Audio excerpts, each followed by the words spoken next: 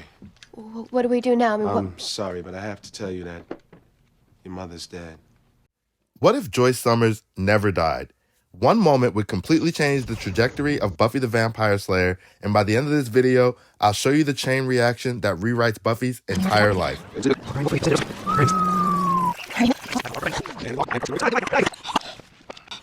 We got her. My God, we got her. Let's get her on the truck now. Call it in ahead.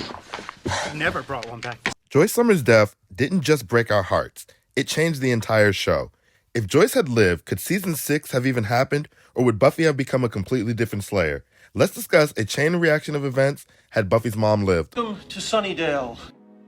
If you clicked on this video, What you're after?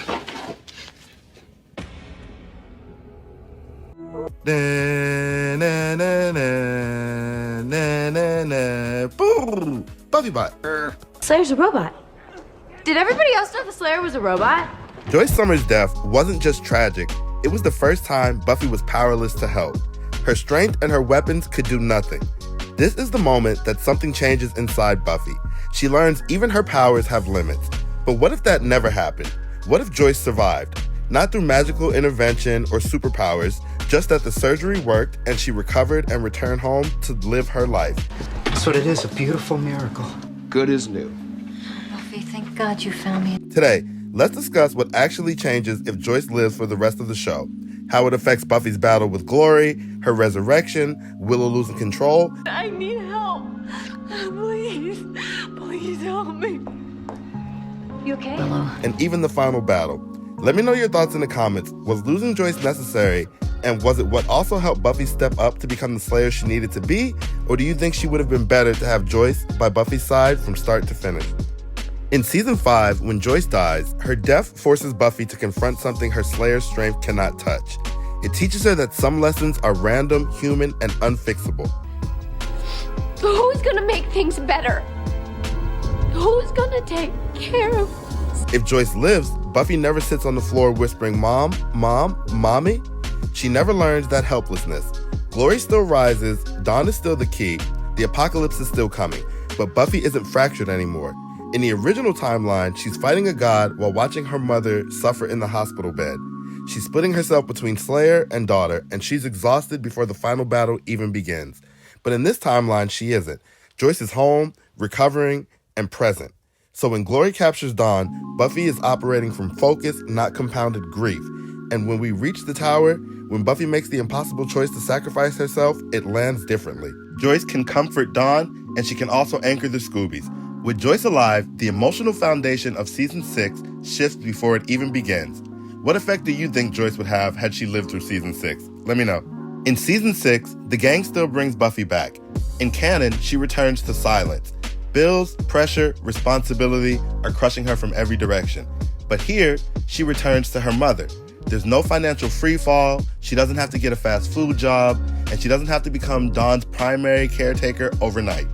And that changes the texture of her depression, because now she can't blame circumstances. Yes, she was in heaven, and that's much darker. Her sadness becomes existential instead of circumstantial. It's not life is too hard, it's that I was at peace and now I'm back. Joyce would notice immediately, like any mother would. Not because she's psychic, but because she's her mother. I love you more than anything in the world. Buffy doesn't confess in front of her friends because a demon forces her to sing the truth.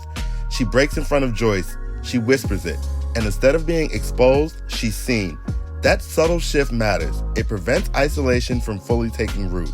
Joyce becomes the emotional anchor of that house, not solving problems or fighting demons, but absorbing shockwaves as any good mother would do. Now, let's talk about Joyce versus Dark Willow. Joyce confronting Willow about her overuse of magic is inevitable. I'm busy. Willow, please. No, I am tired of I don't have time, or you wouldn't understand. But not in an aggressive way. Not quite like Giles, but more like a parent who's already lost one child and is terrified to see herself losing another. She sees the obsession early, she senses the control issues, and she says something. She has a heart-to-heart talk with Willow. And even if Willow brushes it off, it plants a seed. Yes, Tara still dies, the tragedy doesn't disappear, and Dark Willow still rises. But now, when grief explodes in that house, there's an adult, a loving, caring adult, standing in the middle of it. Someone who understands what it feels like to lose Buffy once already. Joyce, of course, can't overpower Willow, but she shifts the emotional battlefield. She brings humanity back into the room, and maybe, just maybe, Willow can be brought back a little sooner thanks to Joyce being there. Stay down. Nobody lays a hand on my little girl. Willow's a witch? Next up, we have Buffy and Spike. With Joyce still alive, Joyce would see the dysfunction building. She always reads Buffy better than anyone else. Who is this man? Who are you? Are you okay? Mom, I'm okay. The relationship with Spike doesn't just simply vanish. Buffy is still struggling. She's still numb. She's still searching for something to feel. But after the assault attempt by Spike, Buffy doesn't have to bury those feelings alone. Joyce would automatically know something happened, I believe, and that changes the aftermath. Why do I let Spike do those things to me? Well, it stops now. In canon, isolation sharpens Buffy. It hardens her. It pushes her into a colder, more detached space. Here, the isolation never fully wins. The pain is still there, but it's processed with the loving mother to be by her side. Nobody lays a hand on my little girl. Now with Joyce alive in season 7, the first thing I can say is they're definitely not kicking her daughter out of their own house. So I need you to leave. No, I am not letting you out of this house. When the entire house turns against Buffy near the end, when fear and exhaustion push everyone to question her leadership, that moment does not happen the same way. Joyce would never allow her daughter to be exiled from their own home. She would mediate the situation. She would challenge them, and she would demand respect for herself and her daughter. I blame you. Which of course means Buffy never has to walk alone to become the general she needs to be. She leads supported, she leads loved, and she leads stabilized. And that's where things get complicated. Because in the original timeline, the Slayer who ends the war is a woman forged by unbearable loss. She understands helplessness, and she understands that her power has limits. She understands what it means to lose something she can't get back. That's why she shares power in the final battle. That's why she refuses to let any girl fight alone again, because she already knows isolation destroys people. In this alternate timeline, Buffy never faces the purely human loss of her mother. Every catastrophic event still has its supernatural solution, so when the final battle comes, she's healthier, she's more anchored, she's protected. But is she forged? Or did losing her mother carve that part out of her that could carry the impossible weight? So, the final verdict. I believe Joyce surviving doesn't weaken Buffy. It protects her and it stabilizes her. It gives her space to heal instead of having to harden. But protection changes a person. The Slayer who breaks the system at the end, who rewrites destiny, is a woman who understands grief so deeply that she refuses to let the next generation suffer alone. If Buffy never loses Joyce, does she still become that woman? Or did that impossible human loss teach her something no prophecy ever could?